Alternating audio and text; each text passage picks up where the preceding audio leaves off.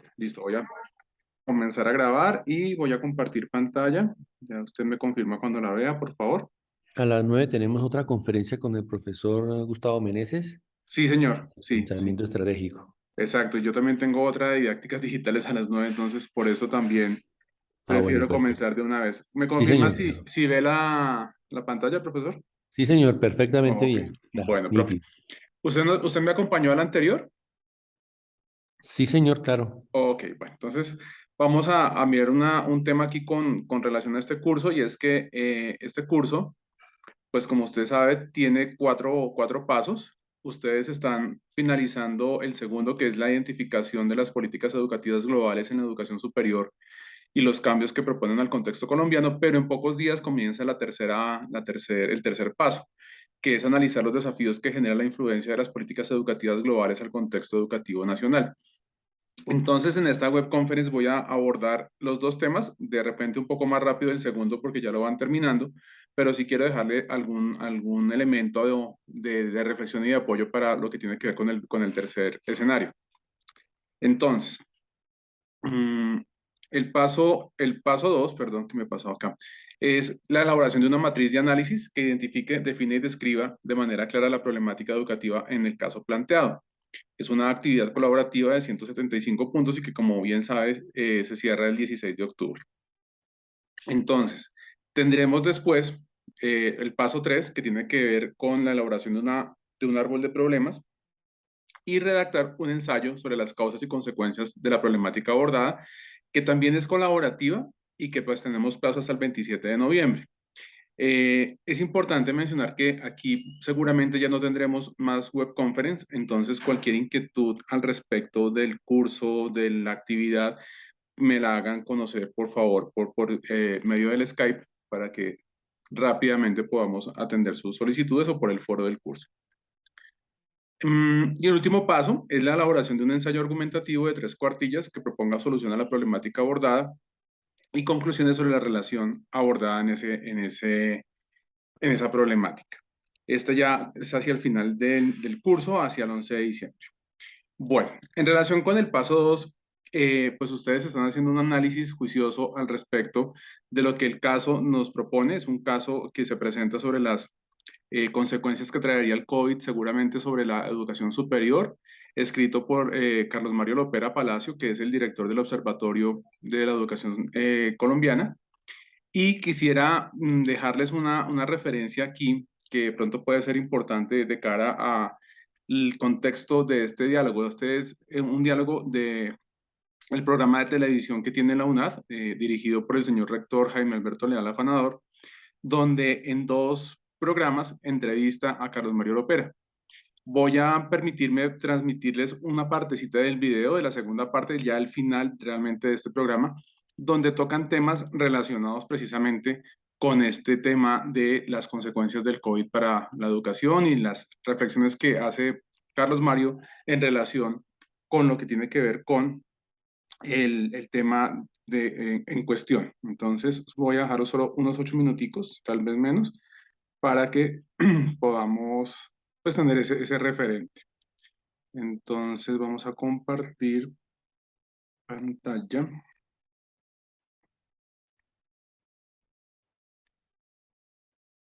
¿Me confirma si ya la está viendo, profesor? Sí, señor, perfectamente. Juan Hernández No, Agramonte. vamos a ver, este es el que tenía aquí abierta. Listo. Ah, pero espéreme a ver si... ¿me confirma si el audio se escucha, profesor? ¿Escucha el audio? No, señor. ¿No? Bueno, espéreme a ver, que creo que me faltó hacer una pequeña comprobación acá. Share sound, ok. Ahora sí.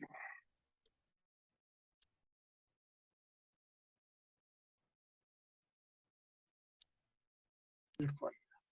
Y entonces podemos dañar el concepto de virtualidad y generar un problema de comprensión. En ese sentido, doctor Carlos Mario, pues es claro que... ¿Sí escucha el audio? Sí. Sí, señor, perfecto. Claro y Perfecto, fuerte. vale, listo. el panorama en esta coyuntura va a requerir de manera seria que se impulse un plan de transformación digital que Lo hemos escuchado del viceministro de Educación Superior en algunos contextos donde nos hemos reunido los rectores públicos alrededor del sistema universitario estatal con él. Y por supuesto está enunciado, pero no se sabe tampoco cómo se va a abordar rápidamente y sobre todo cómo se aprovecha la gran oportunidad que se está creando para hacer esa transformación digital del sector educativo en su totalidad, diría yo, porque no se trata simplemente de pensar en la educación superior, más bien que la educación superior piense como la educación media, la educación básica y los niveles previos en la educación infantil y en la educación en alfabetización pueden irse abordando también desde esta perspectiva de la virtualidad, no para que sea la única forma, usted lo dijo muy bien en el programa anterior, las formas blended, estas mixturas son necesarias, pero no como un artilugio de la educación virtual, sino como algo muy serio y muy riguroso que garantice la calidad formativa y sobre todo la pertinencia formativa en un país como Colombia, donde entre otras buena parte de nuestras regiones no tienen un total acceso a la conectividad o cuando lo tienen es bastante deficiente. Allí, ¿cómo lee el observatorio esta perspectiva que debería de darse aprovechando la gran oportunidad que se ofrece? Definitivamente el tema de conectividad, de acceso a las redes, de equipos de cómputo por parte de los colombianos en todos los más de 1000 municipios que hay, va a ser uno de los temas que más se va a potenciar como producto de la pandemia. Desde ese punto de vista, aunque sea de forma desarticulada, pero el país va a ganar en los esfuerzos que por un lado haga el Ministerio de Educación, por otro lado haga el Ministerio de las Tecnologías, por otro lado hagan las propias instituciones de educación superior como tal.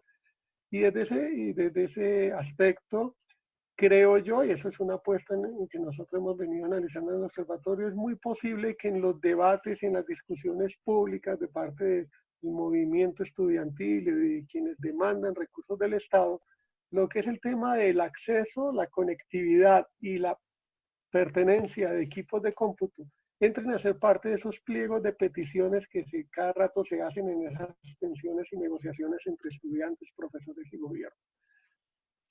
Más allá del cómo se dé, va a ser una ganancia porque el país va a aumentar significativamente el acceso a la conectividad y eso, cuando pase la pandemia, va a terminar siendo una ganancia en el mediano plazo para la educación superior.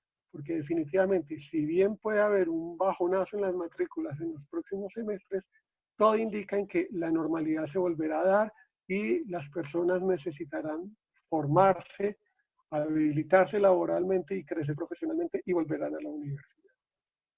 Bueno, pues yo creo que es muy clara la reflexión que usted nos hace. Y queridos televidentes, yo hoy quiero destacar el gran papel del Observatorio de la Universidad Colombiana como ese órgano crítico que, como lo dice su nombre, observa, escucha, pero también propone a todos los que somos actores de la educación colombiana iniciativas que provienen de análisis muy objetivos. Y por supuesto, ese gran liderazgo del doctor Carlos Mario Lopera en el seguimiento estratégico del observatorio.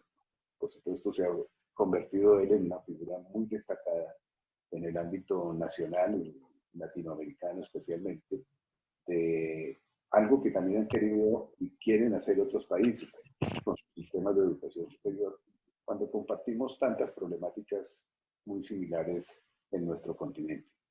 De cara a ello, me gustaría terminar el programa con una idea fuerza suya, doctor Carlos Mario, para invitar a continuar esta reflexión, ojalá colectiva, y aprovechar la oportunidad para que Colombia pueda lograr de fondo una transformación en el plano de la cobertura educativa, del cierre de brechas inequitativas para su acceso y para su permanencia, y por supuesto de mayores fuentes de financiación a toda la educación, tanto privada como pública. Tenemos un reto muy grande como sistema y la pandemia tiene que convertirse en una posibilidad para encontrar los caminos que antes no estaban. Vamos todos tenemos que pensar como país, como proyecto de nación, que es la única manera como nos podemos integrar. Si logramos eso, saldremos adelante. Muchas gracias, doctor Carlos Mario. Un honor haberlo tenido en nuestro programa y, por supuesto, un agradecimiento a ustedes, queridos televidentes. Bueno, la idea aquí, profesor, entonces, realmente, bueno, y quienes vean esta grabación posteriormente, es reflexionar en torno a lo que el caso nos ha planteado, ¿cierto? Recordemos pues que estábamos trabajando, me estoy aquí devolviendo para mostrarles esta matriz de Profesor, análisis. perdón, una pregunta. ¿Sí? ¿Es posible que nos comparta el link de Claro, esa entrevista del claro doctor que sí. Milagro Sanador? Ah, Ya bueno. mismo en el chat le voy a pasar, o incluso mejor cuando les envíe ¿La por grabación? correo desde el aula el link de la grabación, les voy a colocar los dos links, porque esta es la parte final de las dos sesiones que tuvieron en este programa, Sí, y era señor. precisamente lo que estaba mencionando. Entonces, como la matriz de análisis, pues tenemos un documento que es escrito por el doctor Carlos Mario Lopera, pues esta entrevista, yo creo que en muchos de sus apartados puede complementarles a ustedes y darles elementos, digamos, complementarios para hacer esta matriz de análisis, ¿vale?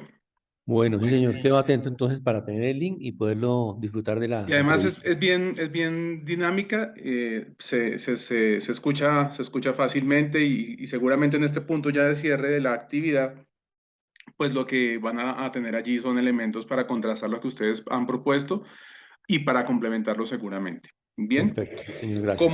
como mencionaba, con mucho gusto, profe, como mencionaba hace un rato, pues tenemos una situación, es que ya esta sería la segunda y última web conference. Entonces quiero aprovechar también para hacer una introducción al tema del siguiente paso, que tiene que ver con la elaboración colaborativa de un árbol de problemas. En este sentido, pues quiero dejarles también un recurso adicional que tiene que ver con una reflexión que hace este ponente de una charla TED, que finalmente nos va también a contextualizar sobre esos elementos que vamos a tener que tener en cuenta desde la bibliografía del curso, relacionada específicamente con la formulación de políticas públicas en educación en Latinoamérica. Aquí ya vamos a aterrizar mucho en lo que significa que un país en particular define una política pública de educación superior. Entonces, este link también se los voy a compartir y fundamentalmente aquí el tema es entonces revisar cómo en un caso no colombiano, pero sí latinoamericano, se hacen unas reflexiones bien interesantes al respecto de las políticas públicas en educación superior. Entonces, voy a colocar este video igualmente.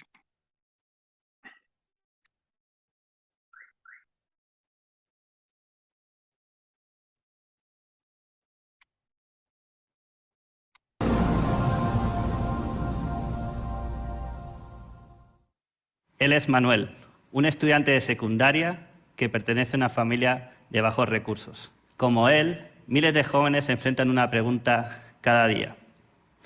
¿Debo seguir estudiando o debo ponerme a trabajar? Manuel piensa que si trabaja va a ganar dinero para ayudar a su familia. Sin embargo, las estadísticas demuestran que si Manuel siguiera estudiando, podría acceder a un ingreso mucho mayor. La historia de Manuel nos habla de la deserción escolar. Uno de los muchos problemas que enfrentamos en el Perú. Es responsabilidad del Gobierno abordar estas problemáticas para garantizar una vida digna a todos los ciudadanos. Para ello, el Gobierno hace política pública. La política pública son intervenciones que cambian la vida a millones de personas. La inversión que hace el Gobierno en política pública no es menor. El presupuesto de gastos para el 2017 fue de 142.000 millones de soles, cerca del 20% del PBI. Si estas intervenciones afectan a tantas personas y además invertimos tantos recursos en ellas, es fundamental que la política pública sea costo efectiva. Es decir, que tenga un gran impacto a la vez que usamos los recursos de forma eficiente. Bueno, ustedes dirán, eso es obvio, pero en el sector público no siempre lo es. Entonces, la pregunta es, ¿cómo podemos diseñar política costo efectiva para solucionar los grandes problemas sociales que enfrentamos?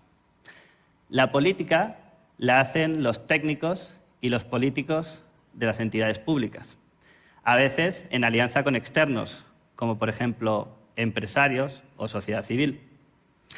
Para hacer política se usan varios insumos: el sentido común, la intuición, la experiencia. Sin embargo, el sentido común no siempre funciona, no siempre es cierto. Mi intuición me puede fallar y lo que en mi experiencia funciona en un sitio puede no funcionar en otro. Entonces, si nos basamos en estos insumos, corremos el riesgo con terminar con políticas que no funcionan, que malgastan los recursos del Estado o, peor todavía, que tienen un efecto negativo en las personas. Es muy importante que tengamos información certera sobre si una política funciona o no funciona antes de invertir millones de soles en ella. Para ello, la ciencia ha desarrollado una metodología muy potente: las evaluaciones de impacto experimentales. Las evaluaciones de impacto experimentales han sido usadas por la medicina desde hace mucho tiempo, bajo el nombre de ensayos clínicos. Supongamos que queremos desarrollar un medicamento para curar la gripe. Lo que haríamos sería seleccionar personas con gripe y, por sorteo, los dividiríamos en dos grupos: un grupo que recibe la medicina y otro grupo que no lo recibe. Si los que recibieron la medicina mejoran en comparación con los que no lo reciben, podemos concluir que la medicina funciona. Y entonces la comercializaríamos en las farmacias y la recetaríamos en los hospitales. Esta metodología ha sido tan exitosa y tan confiable que todos los fármacos que consumimos pasan por este proceso. Podemos usar las evaluaciones de impacto para solucionar los problemas sociales que enfrentamos. Desde la organización en la que trabajo, Innovation for Poverty Action, proponemos usar las evaluaciones de impacto para innovar en política pública. Esto se puede hacer creando equipos de académicos, expertos en evaluación de impacto y técnicos del gobierno que juntos proponen nuevas ideas de política que son probadas a través de la evaluación de impacto y, si funcionan, las llevamos a nivel nacional. Si no funcionan, las descartamos.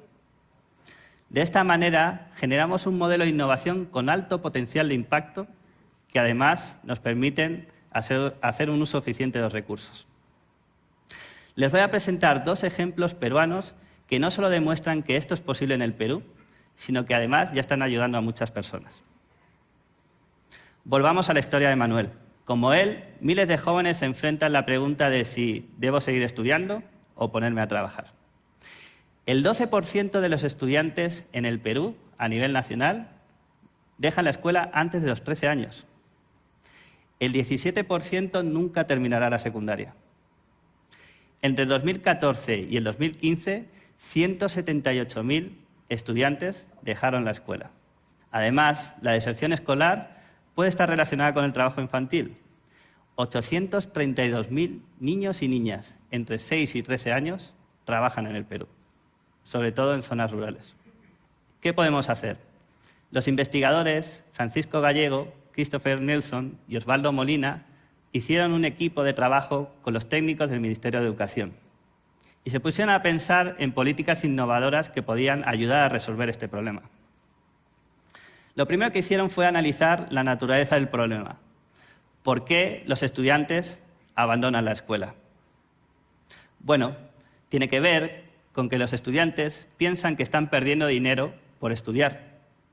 No son conscientes que cuanto más estudio, mayor va a ser mi ingreso en el futuro. En este gráfico, ustedes pueden ver en las columnas naranjas lo que los estudiantes creen que van a ganar y en las columnas verdes lo que pueden ganar en promedio para diferentes niveles educativos: sin secundaria completa, con secundaria completa, educación técnica superior y universitaria. Lo que pueden ver es que para los diferentes niveles de educación existe una brecha entre lo que el joven cree que va a ganar y lo que podría ganar en promedio. Es cierto que no todos los jóvenes dejan de estudiar por este motivo. Hay otros que dejan de estudiar porque no tienen recursos, por ejemplo, para acceder a la educación superior. Sin embargo, el gobierno tiene becas que les podrían ayudar con eso, pero ellos no las conocen. En base a este análisis del problema, el equipo propuso una política innovadora. Entreguemos información a los jóvenes sobre los beneficios a la educación económicos y sociales y sobre las becas. Pero claro, ahí surge un segundo problema. ¿Cómo hacemos para entregar esa información a todos los jóvenes del país? Lo que se decidió fue hacer una telenovela. Una telenovela que contaba la historia de jóvenes en una situación similar y que además incluía de una forma sencilla y comprensible la información sobre los beneficios a la educación y las becas. Bueno, entonces ya tenemos una idea que creemos que puede funcionar, pero hay que probarla. Yo no me puedo guiar por mi intuición, no sé qué va a pasar. Y esto es justo lo que hizo el equipo de investigación. Hicieron una evaluación de impacto experimental para probar la efectividad de esta idea. Para ello, escogieron un grupo de escuelas y por sorteo, algunas les dieron la telenovela y a otras no. Y las compararon 2 años después. Los resultados preliminares son muy alentadores. En las escuelas que vieron la telenovela disminuyó en 19% la deserción escolar. Pero no solo eso, sino que además los estudiantes incrementaron su rendimiento académico y disminuyeron las horas que dedicaban al trabajo. Gracias a la evaluación de impacto pudimos probar si esta idea era buena. Y en base a esta información, el Ministerio de Educación está considerando tomar una decisión para llevarlo a escala. El segundo ejemplo tiene que ver con la necesidad de tener infraestructura educativa en buenas condiciones.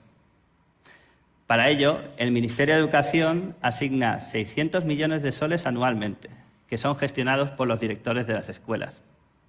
Sin embargo, en el 2014, el 15% de los directores no usaron estos fondos. ¿Esto qué implica? Que alrededor de 6.000 escuelas se quedaron con una infraestructura en malas condiciones, aunque existía el presupuesto. Entonces, los investigadores Estanislao Maldonado, Andrew Dustan y yo trabajamos con el Ministerio de Educación para crear un equipo que pensara políticas innovadoras que pudieran resolver este problema. Lo primero que hicimos fue preguntarnos ¿por qué los directores no usan estos recursos si son buenos para sus escuelas? Bueno, esto tiene que ver con las limitaciones que enfrentan los directores. Muchas veces tienen tantas tareas que les cuesta priorizar este programa y no lo llevan a cabo. Algunos piensan erróneamente que los directores en verdad no hacen este programa, entonces ellos tampoco lo hacen. En base a este análisis de la problemática, propusimos una política innovadora que consistía en entregar mensajes a los directores para corregir estas limitaciones.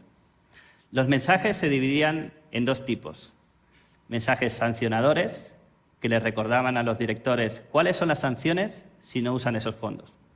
Y los mensajes no sancionadores, como por ejemplo, les decíamos, todos los directores avanzan, súmate tú también. Nuestra intuición en el equipo en general es que quizás los sancionadores podían ser más efectivos que los no sancionadores. Para entregar los mensajes usamos mensajería de texto enviándolos a los celulares de los directores. Esto es una estrategia muy barata, cuesta 1 sol aproximadamente cada mensaje. Además, esto permite llegar de forma masiva a todos los directores. Bueno, nuevamente tenemos algo que parece una nueva idea, pero hay que probarla. Hicimos la evaluación de impacto experimental. Dividimos a los directores en 2 grupos. Uno que recibía los mensajes de texto, diferentes tipos, y otro que no recibía mensajes de texto. Y los comparamos. Los resultados mostraron que con solo 3 mensajes de texto disminuimos en 20% el número de directores que no realizaban el mantenimiento. Un resultado muy interesante fue que los mensajes no sancionadores eran más efectivos que los sancionadores. Eso hizo que cambiaran algunos de nuestros paradigmas y que mejorásemos la comunicación con los directores. Gracias a la efectividad de esta política y a su bajo coste, el Ministerio de Educación la ha llevado a nivel nacional. Entonces, estos 2 ejemplos muestran el alto potencial de innovación que tienen los equipos de académicos y de técnicos del Gobierno que son capaces de pensar fuera de la caja y probar nuevas ideas con la evaluación de impacto. En el Perú tenemos el orgullo de ser pioneros en esta forma de hacer política. Un ejemplo de ello es el Minedulab, el Laboratorio para la Innovación de Política Educativa, que desarrollamos desde Innovation for Poverty Action con la red de afiliados de JPAL y el Ministerio de Educación en el 2016. Minedulab ha diseñado 10 políticas innovadoras hasta la fecha, 2 de las cuales son las que le acabo de presentar. La buena noticia es que otros ministerios están incorporando esta herramienta y el Ministerio de Desarrollo e Inclusión Social lanzó el año pasado el INILab Social.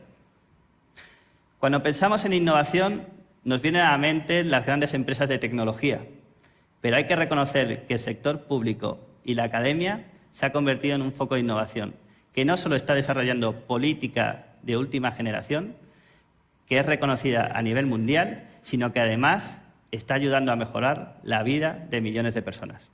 Muchas gracias. Bueno, quisiera, profe, conocer cómo le parecieron las experiencias que nos cuenta este investigador peruano.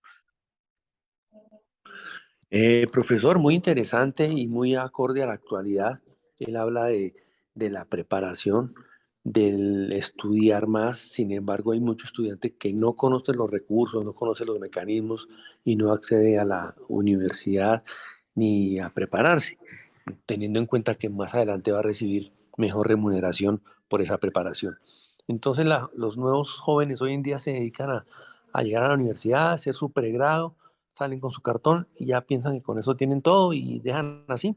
Muy pocos van a la maestría, muy pocos van a la especialización, muy pocos se preocupan por aprender quizás otro idioma, 2 idiomas más, porque eso a la postre va a representar una economía pues interesante para cada uno de ellos y sus familias. Entonces eso es lo que se puede apreciar ahí. Muy interesante la charla del señor peruano. Okay. Y otra cosa que creo que también les va a servir muchísimo a la hora de pensarse el tema del árbol de problemas, tiene que ver con que efectivamente cuando se hablan de políticas educativas en el sector oficial, generalmente tenemos una percepción de que no hay una innovación, de que no hay un verdadero impacto o que eventualmente los recursos no se utilizan de la manera que se deben utilizar. Y aquí, en un caso pues similar al colombiano, que es aquí vecino nuestro peruano, se habla de efectivamente cómo se puede hacer innovación en temas que aparentemente son básicos, son muy sencillos, como puede ser el ejemplo que nos daba recién de la infraestructura educativa. No es que no haya recursos, es que los directores no lo saben usar. Entonces, ¿cómo favorecer ese uso de esos recursos? Entonces, aquí el gran paralelo que yo quisiera que ustedes también puedan empezar a realizar pues tiene que ver con que efectivamente la invitación pasa por revisar cómo la información le llega a las provincias, a los territorios, porque finalmente muchas de las cosas quedan olvidadas o quedan truncadas por falta de comunicación. Muchas veces no es por falta de recursos. O lo que significa, por ejemplo, hacer análisis en relación con que yo puedo ofrecer oportunidades, como usted lo decía hace un momento, a los estudiantes, oportunidades para que continúen sus estudios, para que no tengan deserción y demás, pero efectivamente no tenemos los canales necesariamente idóneos para que la gente conozca este tipo de políticas, este tipo de oportunidades. Entonces, ahí queda la reflexión en torno a ese árbol de problemas, porque muchos problemas a veces creemos que son financieros y a veces no lo son. Y a veces pasan por no tener la capacidad de proponer o de pensar diferente, o como dice el experto en el video, pensar fuera de la caja para ser capaces de proponer nuevas alternativas de difusión. Yo en este momento, yo tengo, además de ser docente de la UNAD, estoy trabajando con otra universidad ya hace varios años y estoy conociendo una de esas realidades. Y es que hay un fondo gratuito de formación en temas de alfabetización digital y de alfabetización para la vinculación al mundo laboral de los estudiantes. Esta fundación entrega de manera gratuita formación a los colegios. Y ahora, en este mes de octubre, a 2 meses de terminar el año, nos contactaron para decirnos qué hacemos porque tenemos más de 15.000 licencias de estas charlas y no las hemos podido ubicar en los colegios. No tenemos la forma de llegar a los colegios para poder dictar estas charlas que favorecen a los estudiantes y les dan unos horizontes diferentes y complementan su formación. Entonces, el problema no es que las charlas no estén, el problema no es que cobren las charlas, el problema sencilla y llanamente, aunque no es ni tan sencillo ni tan llano, pasa porque efectivamente las instituciones educativas de repente no son tan abiertas a escuchar este tipo de propuestas. A veces las instituciones educativas están llenas de proyectos y llenas de actividades que hacen que ante una propuesta de una charla de 2 horas, simple y llanamente de 2 horas, no puedan decir que sí. O que cuando se acercan a las secretarías de educación, como lo he venido haciendo particularmente, me encuentro con una tramitomanía absurda en donde para poder siquiera presentar la iniciativa hay que esperar 2 o hasta 3 semanas para que el secretario de Educación decida si lo atiende o no lo atiende, si se lo remite a otro funcionario y ese funcionario saca el tiempo y luego definen qué instituciones y se acabó el mes de octubre y ni siquiera pudimos definir la lista de instituciones. Entonces, hay que dar la reflexión en torno a ese ejercicio que van a empezar a asumir en relación con la identificación de esas causas de ese problema, la identificación de ese problema y las consecuencias que ese problema puede llegar a tener. Bien, bueno. Aquí voy a dar algunas ideas para la estructuración del árbol de problemas. Este texto que está acá también nos contextualiza. Efectivamente, es un informe del COVID-19 de la CEPAL y UNESCO que en alguno de sus apartados dice, esta emergencia ha dado lugar al cierre masivo de las actividades presenciales de instituciones educativas en más de 190 países con el fin de evitar la propagación del virus y mitigar su impacto. Según datos de la Organización de las Naciones Unidas para la Educación, la Ciencia y la Cultura, a mediados de mayo de 2020, más de 1.200 millones de estudiantes de todos los niveles de enseñanza en todo el mundo habían dejado de tener clases presenciales en la escuela. Más de 160 millones eran estudiantes de América Latina y el Caribe. Entonces, de repente, aquí esta información lo que nos da es un punto de partida también para empezar a definir y estructurar este árbol de problemas. Entonces, este documento también lo van a tener ustedes, ahí va a estar la referencia, ahora que subamos la presentación y el link del video, el link de la web conference, perdón. Gran parte de las medidas que los países de la región han adoptado ante la crisis se relacionan con la suspensión de las clases presenciales en todos los niveles, lo que ha dado origen a 3 campos de acción principales. El despliegue de modalidades de aprendizaje a distancia mediante la utilización de una diversidad de formatos y plataformas con o sin uso de tecnología, el apoyo y la movilización del personal y comunidades educativas y la atención a la salud y el bienestar integral de las y los estudiantes. Entonces también la pandemia lleva la atención no solamente al tema educativo, sino también hacia otro tipo de consideraciones que pasan por el tema tecnológico y por el tema de bienestar y de salud de los estudiantes. Algunas ideas adicionales, entonces podríamos estar pensando trabajar alrededor de las medidas educativas durante la crisis generada por la pandemia, a la continuidad de los aprendizajes e impacto en el currículo, a qué tan preparados estaban los países para una continuidad educativa en línea, donde efectivamente se evidencian cada vez más las brechas digitales. Una cuarta idea es la adaptación de los procesos de evaluación para estos nuevos modelos educativos. Un quinto espacio es la necesidad de apoyo a docentes y directivos escolares para abordar de mejor manera estos temas. Un sexto elemento, el impacto psicológico y socioemocional de la comunidad educativa. Y un séptimo elemento, la priorización de grupos vulnerables para una atención adecuada en estos contextos.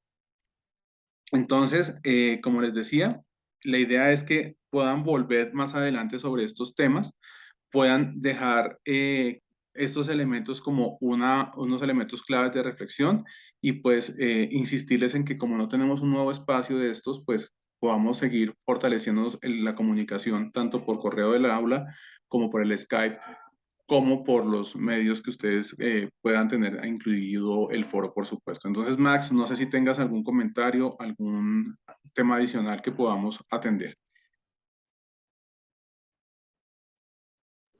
No, señor. Muchísimas gracias por la conferencia, muy importante y unos temas que ha tratado usted muy importantes como eso de las ayudas académicas, inclusive también al correo me llega mucha información sobre la Cámara de Comercio, sobre el Ministerio de las TICs, que dan mucho apoyo al estudiante, cursos muy buenos, totalmente gratis.